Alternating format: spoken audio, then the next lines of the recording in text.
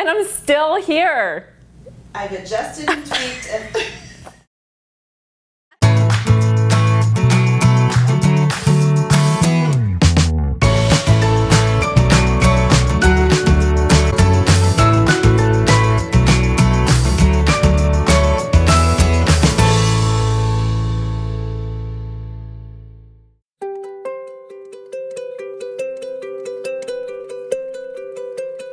Hey, it's Becky, and here at Becky Higgins, everything that we do is centered on cultivating a good life and recording it. One way that we can cultivate a good life is finding the perfect balance between all of our roles and responsibilities. Easy enough, right? My friend Kara recently posted this on Instagram. She said, "The brutal truth, there is no such thing as balance. There is work and there is family. They collide in a thing called life, and life is messy. Embrace the mess." I love this. I'm all for embracing the mess when life gets crazy, and life does get crazy. But you know what? I'm going to try anything that I can do to be as balanced as possible. In my quest to achieve a healthy balance in all that I'm juggling, I've struggled. I have cried very literal tears about the struggle. I have messed up over and over, and I've even fallen flat on my face. But I've gotten back up every single time. I'm still here. I've adjusted, I've tweaked, and I've figured out better ways. And that is why I'm so excited to share these insights with you. I'm going to share 7 tips that have helped me personally in my own life-work balance. By the end of this video, my hope is that you will feel empowered in knowing how to better balance your own life. I want you to feel invigorated, not exhausted, fulfilled, not drained. And by the way, why does balance even matter? My personal belief is that having much to do is an inevitable part of life and a blessing. I believe that our potential is so great that we're not meant to sit around and do nothing. I believe that God trusts us completely to be anxiously engaged in doing awesome things with our life. Let's kick things off with the most obvious principle, and that is to prioritize. Prioritizing can be as simple as putting first things first. When you decidedly establish what is most important in your life, well, you just make sure that it happens, and then everything else comes after. So take this example. Family. Chances are family is a huge priority, if not the most important priority in your life. Great, you know that. The question is, do your actions line up with what's in your heart? Now, this isn't to say that family is the only thing that you should focus on. Can you still work, go to school, pursue interests and hobbies? Sure, if this feels like the right season and if you feel like you can still keep your family the top priority. Let's think about the specific ways that you spend each of your days. Routine is a beautiful thing. Think about how you prioritize your time first thing in the morning. Do your mornings feel frazzled? Yikes, that is not the way to set the tone for the rest of your day. So let me ask you this. What's one thing you can do to adjust in your morning routine that would have a great impact on the whole rest of your day? Here's some ideas. Wake up before everyone else. Exercise or stretch. Pray or meditate. Read the paper, scriptures, favorite book, or write in your journal. Did one of these ideas stand out to you as something that could make a difference in your life? What about the middle of your day or the way that you wind down each night? Whatever the priority, ask yourself this question. What steps am I taking to plan so that these things actually happen? Oh, you know what needs to be prioritized? You. It's hard to give and give and give if you're feeling so burned out. Am I right? Carve out the time to recharge your own battery, sister. What would give you a boost that you could use on a regular basis, whether it's every day or once a week, every month, or even a couple of times a year? Some ideas. Proper sleep and even naps. Hobbies. A pedicure. Massage therapy. Exercise. Date night with your spouse. Or a getaway with friends. Regardless of what you're prioritizing, get it on the calendar. If you really want to be sure something happens, get it on the calendar just as you would add your kids' practices or your doctor appointments. Okay, I want you to think about everything you have going on in your life. No, really, are you thinking about it? If you start feeling tightening in your chest, yeah, you probably have too much going on. So here's the question. Can someone else do what you're doing? I'm not suggesting everything. Just think of one thing, a couple things, maybe several things that you have going on that other people could do. Quick story. Years ago, when I was crying about being overwhelmed, I realized through self-evaluation that laundry was one thing I didn't have to do alone. So I delegated. I began teaching my children how it's done. I taught by example, shared some tips and tricks with the kids, tried to make some fun with it, and even though we are a work in progress, I am no longer sorting, folding, and putting away any of my kids' clothes. Now, I know you are the best at all the things you do. I for sure think I do laundry best in my house. But if I choose to be the helicopter mom looking over every detail that they are doing, how are they ever going to learn for themselves how to do it best? So when I say delegate, what I really mean is delegate and let it go, let it go. Let others, and I don't mean just your children, have the opportunity to learn and grow and shine. And by the way, if you're married, you definitely want to be sure that you and the hubs get together and talk about this so that you can divide and conquer in a way that makes sense for this stage of your life. And I say stage because times and seasons are always changing, and we should be constantly reevaluating what's working and what's not. Take a look at everything that is extra noise in your life, from the TV or radio being on all the time, to social media, to actual physical clutter in your life, to one-sided relationships that are just downright toxic. Let some things go. Declutter. You will feel weight lifted from your shoulders, and you're gonna feel more peace and balance. Can I get an amen? Amen! Learn to say no. You do not need to volunteer for every class party, or answer every email, or accept every single invitation. My name is no, my sign is no, my number is no. You need to let it go, you need to let it go, need to let it go. I to the no, no, no. Lynn G. Robbins said, simplifying our lives increases the probability of achieving the most important things in life, the best things.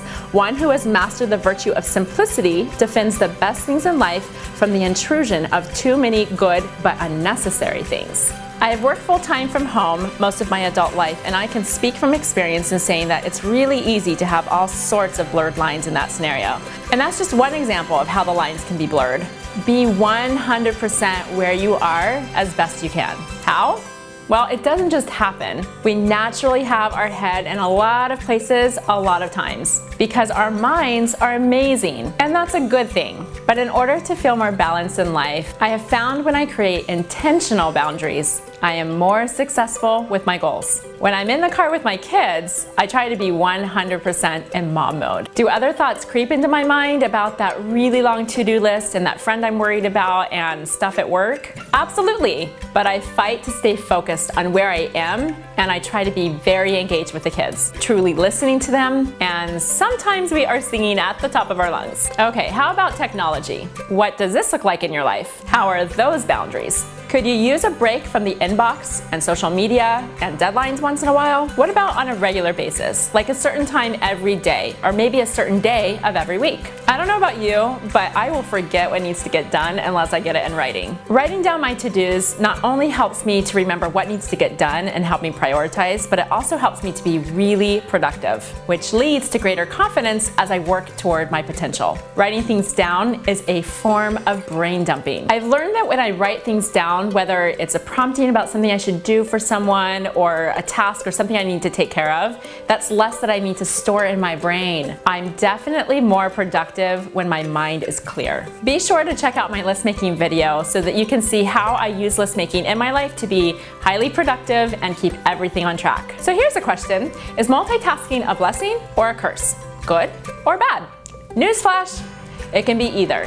The key is to identify the difference. Here's an example of when multitasking does not work for me. Being with my family and taking just a minute to look at the inbox. We all know that taking just a minute can take a lot longer than that. Now here's an example of where multitasking totally works in my life. When I'm alone getting laundry put away or getting myself ready for the day, I often use that time to listen to audio scriptures or an inspiring talk. I can totally listen and process and enjoy everything that I'm listening to while I'm doing my mundane tasks. Cleaning up those boundaries makes a significant difference in my life. When I'm at work and my kids are at school, I am 100% in work mode and I'm completely efficient with my time. That way, when I'm with my kids, I'm 100% in mom mode. Begin with the end in mind.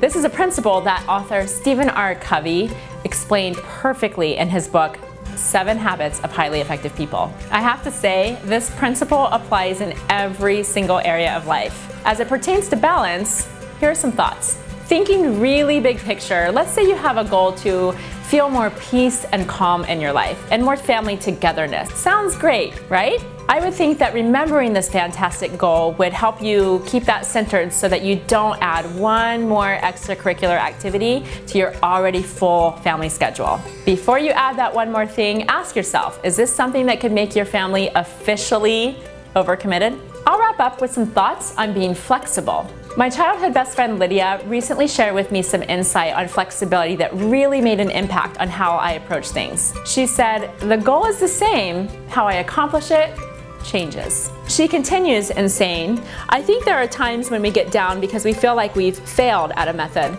I tend to look with new excitement as I figure out what's best for my circumstances at the time. Consider it change, not failure. This outlook can apply to every goal we have. Exercise, regular dates with our spouse, time with our kids, preparing family meals, staying organized, and on and on and on.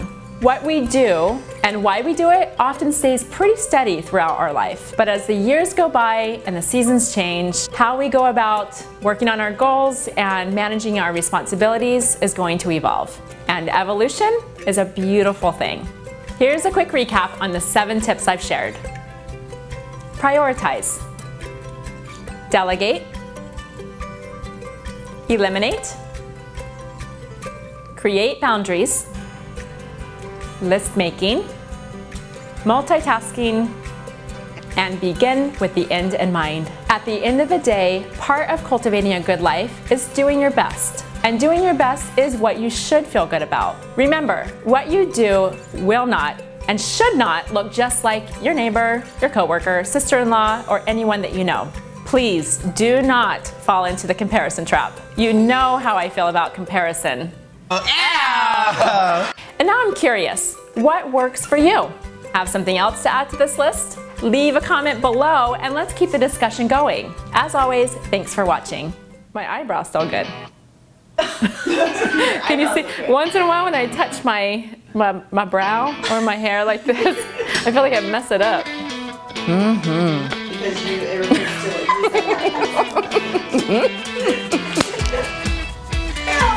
Clearly I have issues.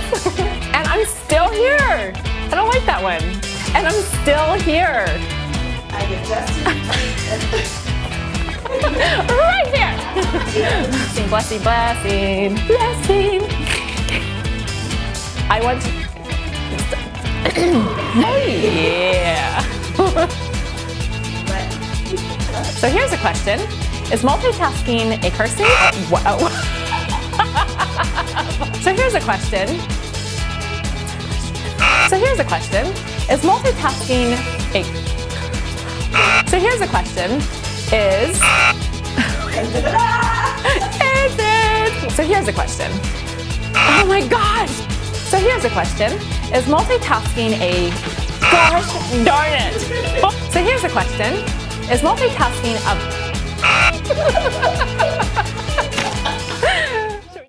Somebody in the office, Tony, shared, and it was of her list.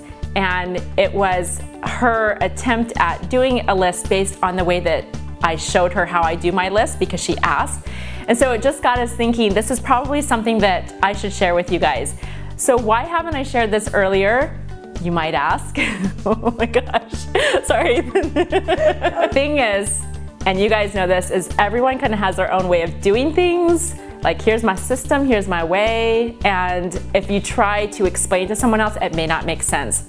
Know what I mean? So I have this specific way that I do list making, and I don't know if it's gonna make a whole lot of sense to you, but you guys have asked me to share it with you. That is why we're doing this video. You ask, your wish is our command. Here we are today. So let's dive in. I'm gonna show you how I keep lists.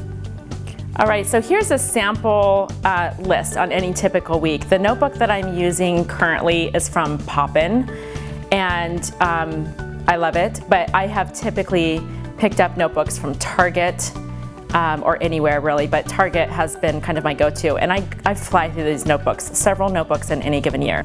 All right, so let's talk about tools of the trade. I'm not promoting specific brands.